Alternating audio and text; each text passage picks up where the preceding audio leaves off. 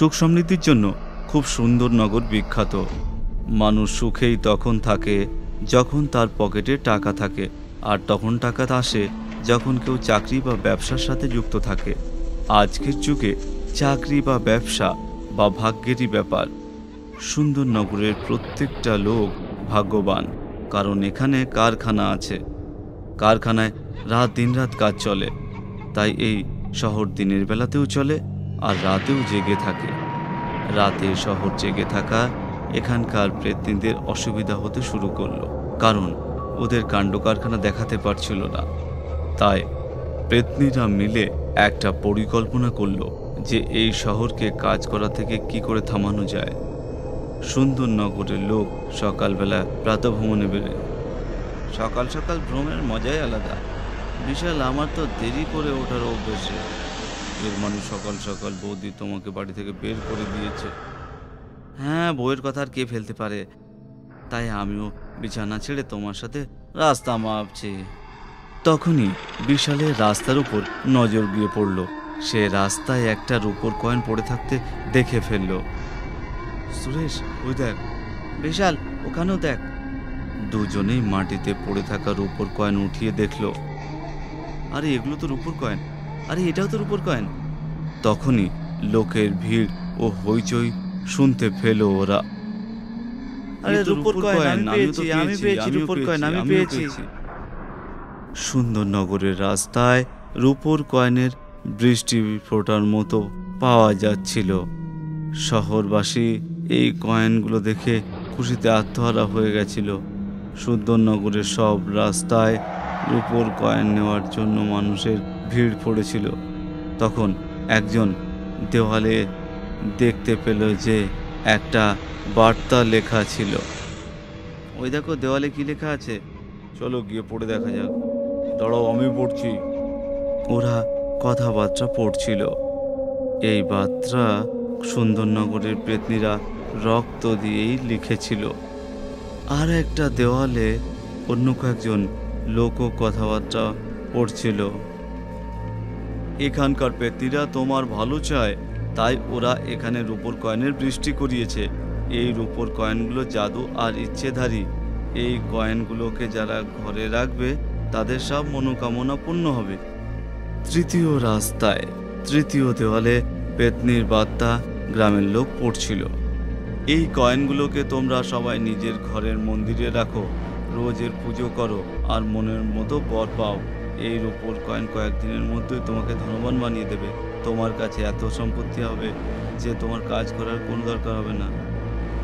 শহরবাসী পেতনিদের এই বার্তা পড়ে খুশি হলো, আবার অবাকও হলো। সবাই রাস্তা থেকে কয়েন তুলে এনে নিজেদের ঘরের মন্দিরে এনে রেখে দিল। সুন্দরনগরের প্রধান পেতনি আর তার বন্ধু পেতনির সাথে এই বিষয়ে কথা বলছিল। পেতনির রূপো বোন, তোমার এই পরিকল্পনা তো মাতিয়ে দিয়েছে।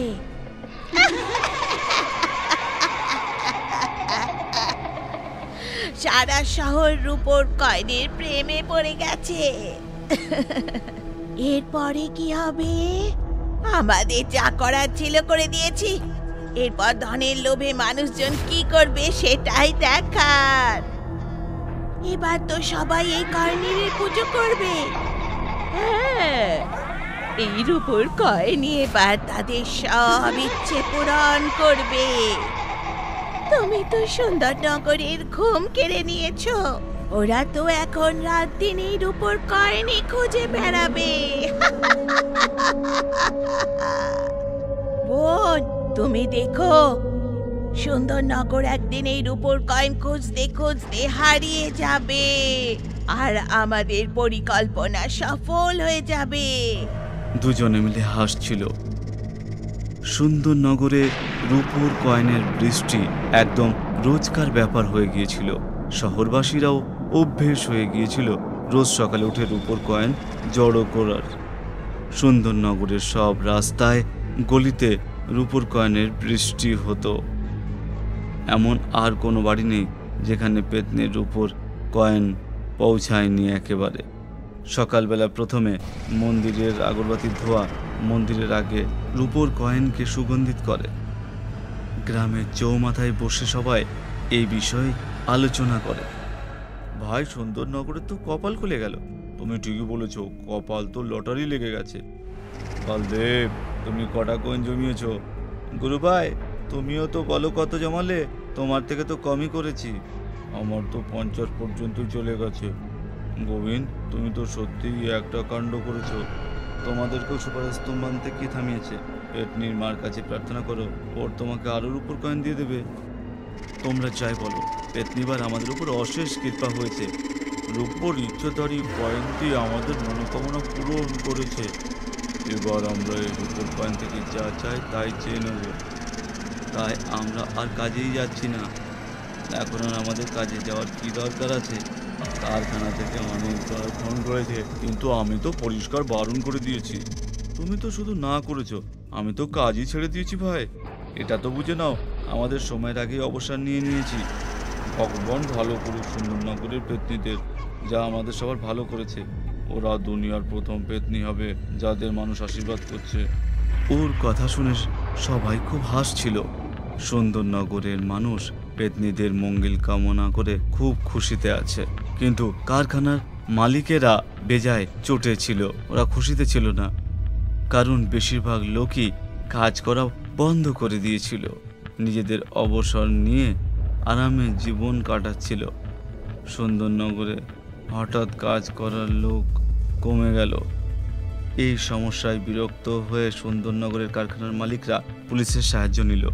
কারখানার মালিক পুলিশ স্টেশনে গিয়ে পুরো বিষয়টা খুলে বলে। আমি আপনার সব কথা শুনেছি, আপনার সমস্যাটা খুবই কঠিন। ইন্সপেক্টর স্যার, আমরা খুবই বাধ্য হয়ে আপনার কাছে এসেছি। আমরা কারখানার মজদুরের মানে সুন্দরনগরের লোকেদের অনেক বোঝানোর চেষ্টা করেছিলাম, কিন্তু ওরা রাজি হচ্ছে না। ওদের রাজি না হওয়ার কারণ আমি জানি। সুন্দরনগরের জাদুর কয়েনের বৃষ্টি চলছে, তাই না? আমরা তাই শুনেছি ইন্সপেক্টর স্যার। সব মজদুর ওই কয়েনের পুজো করে ধনী হয়ে যাচ্ছে, আর আমরা কাঙাল হয়ে যাচ্ছি। আপনারা তো জানেন কারখানাতে কোটি টাকার ইনভেস্টমেন্ট রয়েছে। আপনার ইনভেস্টমেন্ট বিপদে আছে। যদি আমাদের কারখানা বন্ধ হয়ে যায় তাহলে আমরা শেষ হয়ে যাব।